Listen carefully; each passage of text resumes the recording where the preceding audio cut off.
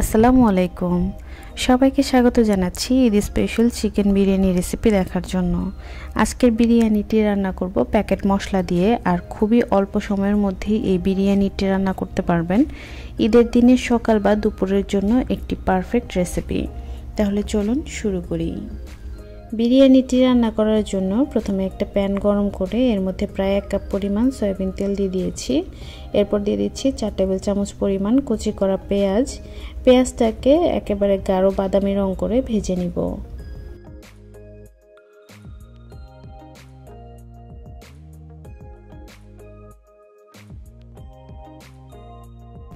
পেঁয়াজটা ভাজা হয়ে গিয়েছে। এর মধ্যে রসুন বাটা দিয়ে দিচ্ছি 2 টেবিল চামচ, আদা বাটা 2 টেবিল চামচ, চিলি সস দিয়ে দিচ্ছি 1 টেবিল চামচ, আর টমেটো সস দিয়ে দিচ্ছি 1 টেবিল চামচ।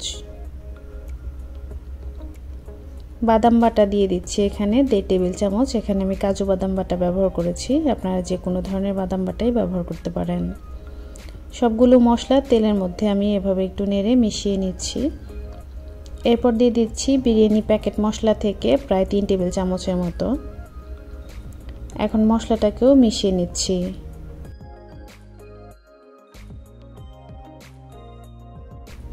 এরপর দিয়ে দিচ্ছি 1 টেবিল চামচ পরিমাণ লবণ। মশলাটাকে খুব ভালো মতো কষানোর জন্য 3 টেবিল চামচ পরিমাণ পানি দিয়ে দিচ্ছি। পানিটা মশলার সাথে মিশিয়ে দিচ্ছি আর রান্না করব একেবারে শুকিয়ে যাওয়া পর্যন্ত। পানিটা শুকিয়ে গিয়েছে, তেলটা উপরে চলে এসেছে। এখন এর মধ্যে কাঁচামরিচ দিয়ে দিলাম 3টা, আস্ত অবস্থায় দিয়েছি। এরপর মাংস দিয়ে দিচ্ছি 800 গ্রাম। আপনি যদি ঝাল বেশি খেতে পছন্দ করেন তাহলে মরিচগুলোকে একটু ভেঙে বা কেটে দিতে পারেন। মাংসটাকে মশলার সাথে খুব ভালোভাবে মিশিয়ে দিতে হবে। এখন আমি ঢেকে রান্না করব 7-8 মিনিটের জন্য। চুলার আঁচটা লো টু মিডিয়ামে থাকবে। ঢাকনা তুলছি 8 মিনিট পরে। মাংস থেকে পর্যাপ্ত পরিমাণে পানি বের হয়েছে, আর এই মাংসটা রান্না করার জন্য অতিরিক্ত কোনো পানি ব্যবহার করার প্রয়োজন নেই। আমি নিচের দিক থেকে একটু নেড়ে আবার ঢেকে রান্না করব পানিটা শুকিয়ে যাওয়া পর্যন্ত। পানিটা শুকিয়ে এসেছে, তেলটাও কিন্তু উপরে চলে এসেছে। এখন আমি মাংসটা চুলা থেকে নামিয়ে রান্নার পরবর্তী ধাপে চলে যাচ্ছি। চুলায় একটা প্যান গরম করে এর মধ্যে আধা কাপের থেকে একটু বেশি পরিমাণে তেল দিয়ে দিচ্ছি। দিয়ে দিচ্ছি 2 চা চামচ পরিমাণ ঘি। এরপর দিয়ে দিচ্ছি হাফ চামচ পরিমাণ জিরা, এটা অপশনাল, আপনি চাইলে দিতেও পারেন, আর ভালো না লাগলে স্কিপ করবেন। 4 টুকরো দিয়ে দিচ্ছি দারচিনি, 5-6টা দিয়ে দিচ্ছি এলাচ।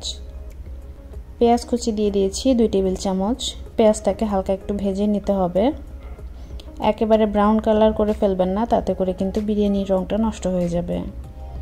1.5 টেবিল চামচ রসুন বাটা, 1.5 টেবিল চামচ আদা বাটা দিয়ে দিচ্ছি। আদা রসুনটাকেও পেঁয়াজের সাথে একটু ভেজে নিতে হবে।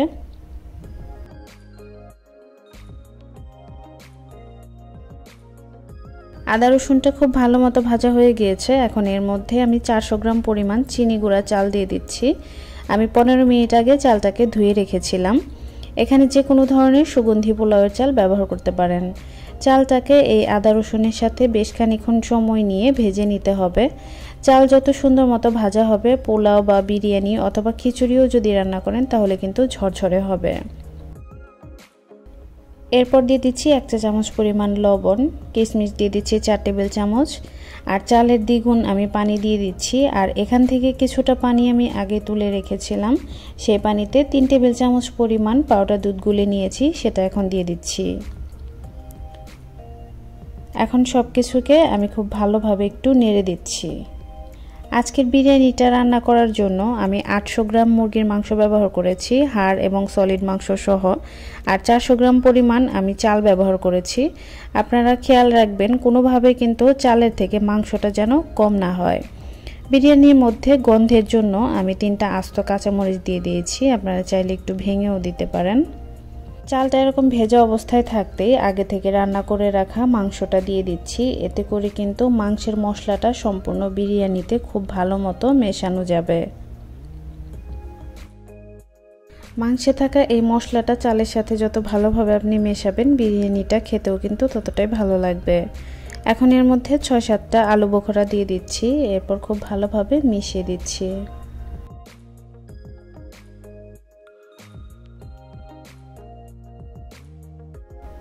এখন আমি ঢেকে রান্না করব প্রায় 7-8 মিনিটের জন্য, আর চুলার আঁচটা থাকবে একেবারে লোতে।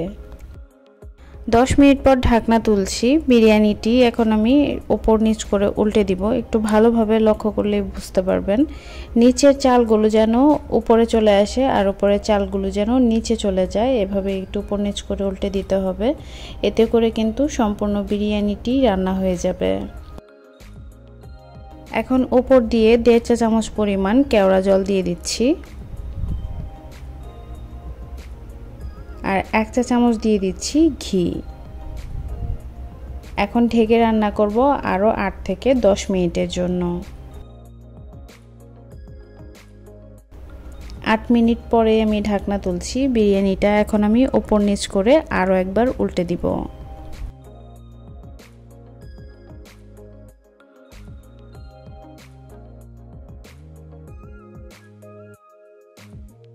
এখন আমি এখান থেকে একটা চাল তুলে চেক করে দেখাচ্ছি সেদ্ধ হয়েছে কিনা। চালটা কিন্তু সম্পূর্ণভাবে সেদ্ধ হয়ে গিয়েছে। আমি চুলা থেকে নামিয়ে নিয়েছি। গরম অবস্থাতেই বিরিয়ানিটি কিন্তু একেবারে ঝরঝরে হয়েছে, আর ঠান্ডা হলে আরও ঝরঝরে হয়ে যাবে। আশা করছি সবার কাছেই সহজ ও ভালো লেগেছে। আর রান্না তো সবসময়ই সহজ, তাই না? এবারের ঈদে অবশ্যই ট্রাই করবেন, আর কেমন হলো কমেন্টে জানাতে কিন্তু ভুলবেন না। দেখা হবে নতুন কোনো রেসিপি নিয়ে পরবর্তী ভিডিওতে। সে পর্যন্ত সবাই ভালো থাকবেন, আমাদের জন্য দোয়া করবেন। আজকের মতো এখানেই বিদায় নিচ্ছি। আল্লাহ হাফেজ।